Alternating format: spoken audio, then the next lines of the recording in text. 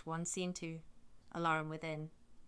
Enter King Duncan, Malcolm, Donalbain, Lennox with attendants, meeting a bleeding captain. Who is this bloody man? He can give us the latest news on the revolts, judging by his condition. This is the captain who, like a good and brave soldier, fought to save me from capture. Hail, brave friend. Tell the king what you know about the battle as you saw it last. It was uncertain, like two exhausted swimmers clinging to each other and drowning in the process.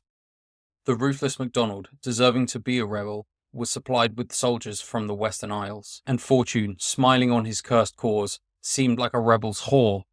But all was too weak. For brave Macbeth, he truly deserved that name. Disregarding fortune, with his sword, smoking with bloody execution, cut his way through until he faced the traitor, who neither shook hands nor said farewell before Macbeth split him from his navel to his jaw and stuck his head on our battlements.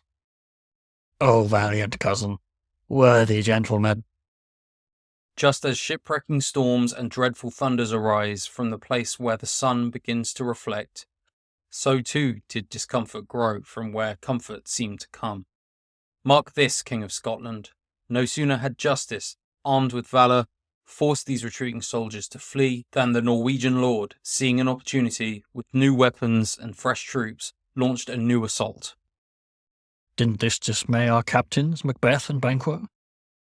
Yes, as much as eagles are dismayed by sparrows, or lions by hares. To tell the truth, they fought like cannons overloaded with double charges, so they redoubled their strikes on the enemy. Unless they intend to bathe in the blood of the wounded, or create another Golgotha, I couldn't say. But I am faint. My wounds cry for help. Your words suit you as much as your wounds do. They both speak of honour.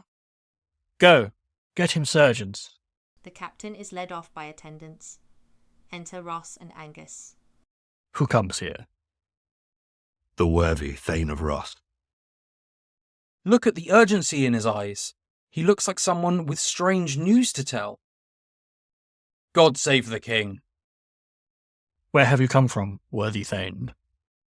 From Fife, great king, where the Norwegian banners mock the sky and chill our people. Norway himself, with a massive force, assisted by the most disloyal traitor, the Thane of Cawdor, began a terrible battle until Macbeth, dressed in armour, confronted him, point for point, rebel arm against rebel arm, and curbed his wild spirit. In the end, victory was ours. Great joy! Now the King of Norway begs for a truce. We refuse to allow the burial of his men until he paid $10,000 to our general fund at St. Colm's Inch. The Thane of Cawdor will no longer deceive our trust. Go, announce his immediate execution and give his title to Macbeth. I'll see it done. What he has lost, noble Macbeth has won. They exit.